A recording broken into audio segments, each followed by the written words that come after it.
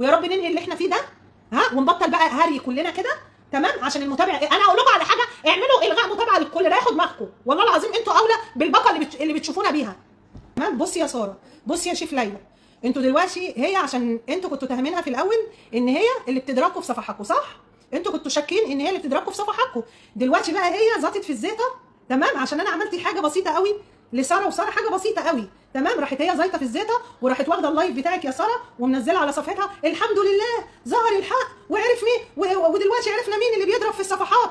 طب انا يا شيف ليلى، انت وساره قابلوني وانا بقولها لكم عن ثقه في اي مكان انتوا تحبوه، تمام؟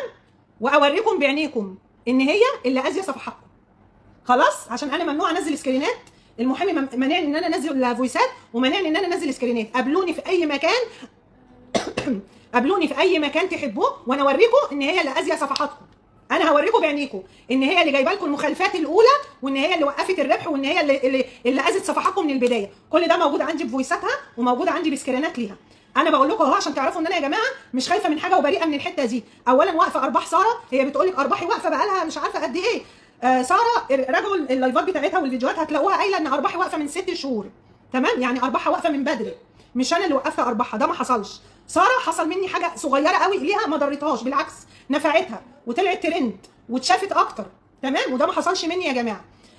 بيقولوا احنا هدينا النفوس وطلبنا الصلح ومش عارف ايه، انا طلبت الصلح الاول. لما كلمني في شيف في المجال اتدخل، مش هقول اسمه برده عشان ايه ما نلطهوش في المشكله، هو اتدخل في الموضوع. انا كلمته قلت له بص يا شيف فلان، انت عارف ان انا طول عمري صريحه وجريئه، ولو ما بعمل حاجه بقول انا بعملها. قال لي وانا بحب فيكي ده يا هيام، قولي لي. قلت له والله حصل مني كذا كذا كذا، وانا عملت كذا لما اتعمل فيا كذا واتعمل فيا كذا وكذا. قال لي يعني انت عملتي كده رد فعل؟ قلت له عملت كده رد فعل. بص يا شيف فلان، انا عموما عمري ما اذيت حد وانت عارفني كويس. قال انا عمري ما شفت منك مشكله، وانت عمرك ما عملتي مشاكل مع حد. قلت له بالظبط كده، انا عن نفسي مش هعمل حاجه تاني، واستعوضت ربنا ولا هاجي جنب حد، بس هم ما يجوش جنبي ويبطلوا ضرب في صفحاتي، ويبطلوا اللي هم بيعملوه في الكومنتات، ويبطلوا الاغضبان اللي بتتحط لي.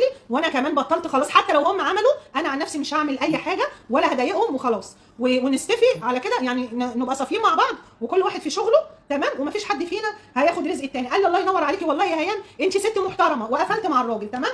فوجئت لقيت ساره طالعه لايف اللي بتقول بقى ايه، هي بتقول ان انا خلاص ولا هطلع فويساتها عشان عيالها ولا هقول لحد. طب ما انت طلعتي اللايف وشهرتي، خليتي الناس في الكومنتات فضلوا يقولوا مين هيام، مين هيام محمود، حزب الله ونعم الوكيل فيها، وبقوا يتحاسبنوا عليا وبقوا يغلطوا فيا. فالطبيعي جدا ان انا كان لازم اطلع ارد، بس انا ما نكرتش الحمد لله ولا حلفت كذب.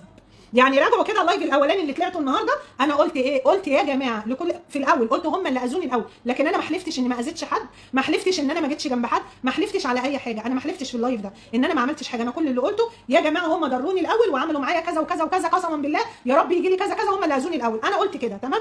فانت يا حلوه يا اللي كنتش ماسكه صفحاتنا، ما تجيش تزيتي في الزيطه، ها، لان انت اصلا صاحبه الاذى كله. ما تجيش بقى تزيتي في الزيطه وعشان هي عملت حاجه صغيره تقولي الحمد لله اتكشفت واخده اللايف. لا، انا بقى هوريهم بعينيهم كده، ويا ريت، وانا يا جماعه بطلب ده قدامكم لايف، تمام؟ ويا ريت تعملوا منشن لشيف ليلى، واعملوا منشن لساره، يقابلوني، تمام؟ وانا هوريهم بعينهم، وهي بتقول لي وحياه امي لا هعمل في صفحاتهم كذا وكذا وكذا وكذا وكذا، وما هسيبهم في حالهم ومش هخليهم موجوده على السوشيال ميديا، تمام؟ يعني هي اصلا اللي اذيه صفحاتكم من الاول، سواء ارباح واقفه هي، سواء مخالفات هي، عشان المشاكل اللي بينكم وبين بعض بقالكم سنه ونص وانتوا رافعين على بعض قواضي. فانا خارج ده، انا ماليش دعوه، انا ما وقفتش ارباح حد، قسما بالله ما وقفت ارباح حد. وشيف ليلى ولا جيت جنبها ولا جيت جنب نهله، وقلت لكم انا بحب نهله جدا وبحترمها جدا، وشيف ليلى انا ما جيتش جنبها. فيديو المنبار هي ساعه ما طلعته انا طلعت رديت، انا ولا رفعت حاجب يا شيف ليلى ولا اتكلمت بالعين والحاجب عشان انت تقولي دي اتكلمت بالعين والحاجب وقعدت تشرشح. انا ماليش في الشرشحه، انا ماليش في الشرشحه، وانا ست واضحه وصريحه. الشرشحه دي بره السوشيال ميديا، مش على السوشيال ميديا عشان اشرشح.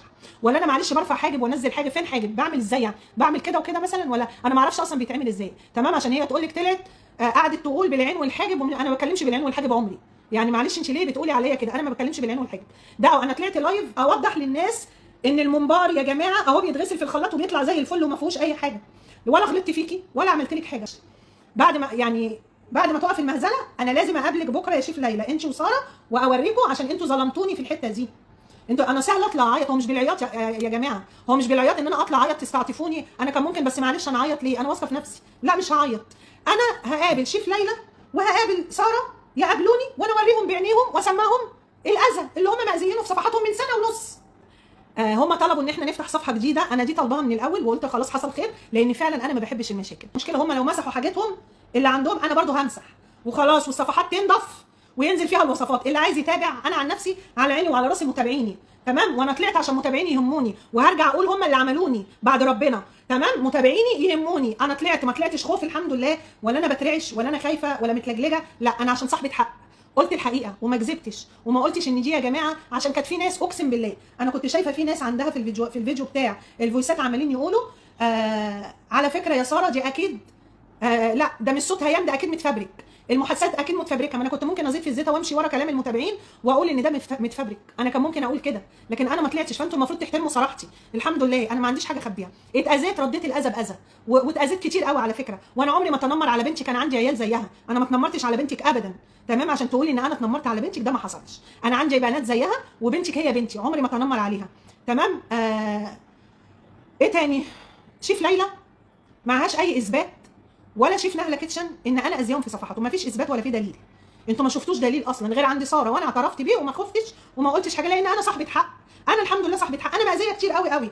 وانت يا حلوه اللي كنتي ماسكه صفحاتنا يا جميله، يا اللي طالعه زيطه في الزيطه، ايوه يا استاذ محمد، بلك اي حد يغلط، يا اللي زيطه في الزيطه وعماله ايه واخده اللايف بتاع واخده الفيديو بتاع ساره اللي فيه صوتي ومنزله عندك على صفحه. الحمد لله كانوا تهمني انا سنه ونص، كانوا تهمني انا، ظهرت الحقيقه، ظهرت الحقيقه اهي، شوفوا مين اللي بيأذي، هيام هي اللي بتأذي. لا انا بقى هخليهم يحطوا عليكي حطه، بس يقابلوني وهوريهم بقى انت عامله ايه عندهم، وعملتي عندي برضه. امال انا خرجتك من عندي ليه؟ امال انا ليه رفضت اشتغل معاكي؟ ده انا اكتر واحده كانت بتجيب لك ناس، ده انا اللي جايبه لك ساره دي، نسيتي لما انا اللي جبت لك ساره عشان تشتغل معاكي وضريتيها، وضريتي الثانيه برضه ليلى، ضريتي دي وضريتي دي، وكل ده عندي، كل ده عندي موجود. انا بقى هوريهم انت عامله ايه، عشان ما تعمليش بس فيها الملاك الطاهر البريء، وعماله تقولي بقى للناس ان انا ما عملتش حاجه، ان والله هيام هي اللي طلعت بتأذي الصفحات. والنبي يا جماعه، والنبي يا جماعه، رواد السوشيال ميديا يا ريت كل واحد يفتش على صفحته يشوف كده في فويس ليا عنده وانا ضراه ولا لا، بالله عليكم يلا، وكل واحد ينزل لي فويس. انت بتكذبي الكذبه وتصدقيها؟ انت مصدقه نفسك؟ انت مصدقه نفسك؟ مصدقه نفسك انت اذيه شيف ليلى عشان ليكي عندها فلوس وما عرفتيش تاخديها. كل ده عندي، كل ده مكتوب عندي عشان ما اديتكيش فلوسك. قايله لي ايه؟ وحياه امي ما اخلي له موجود على السوشيال ميديا، وهعمل وهعمل وهعمل وهعمل وهعمل، كل ده عندي، كل ده عندي. انت كاتباه بايديكي وفويس بصوتك، الحمد لله انا ما بقصدش اسجل، بس هي انت يعني الحاجات دي موجوده اصلا، فاهمين ازاي؟ عن طريق الماسنجر والواتساب، يعني هي محتفظه عندي في التليفون، لكن انا مش قصدي احتفظ بيها. انا سبحان الله لما لقيتها منزله كده قلت ايه، طب ما فتش كده في تليفوني، عشان هي كانت قايله لي ان هي هتعمل وهتسوي في صفحاتهم. قعدت اجيب محادثاتها معايا على البلاوي اللي قايلها لي والضرر اللي هي عماله تضره في صفحاتهم يا جماعه، تمام، ان هي فعلا اللي مدياهم المخالفات انا كهيام انا اقسم بالله حاجه بسيطه قوي صدرت مني، حاجه بسيطه وتراجعت وقلت خلاص ولا اعمل ولا هم. قلت للشيف اللي داخل ما قلت له بص انا اتاذيت كتير، بس انا يا سيدي خلاص انا مسامحه في الاذيه، وخليهم هم كمان يسامحوا، ونفتح صفحه جديده ونشيل القرف ده من على صفحاتنا، واحنا اخوات وحبايب. واعمل مكالمه جماعيه، طلبت منه ده، قلت له اعمل مكالمه جماعيه ما بيننا ونصطلح مع بعض.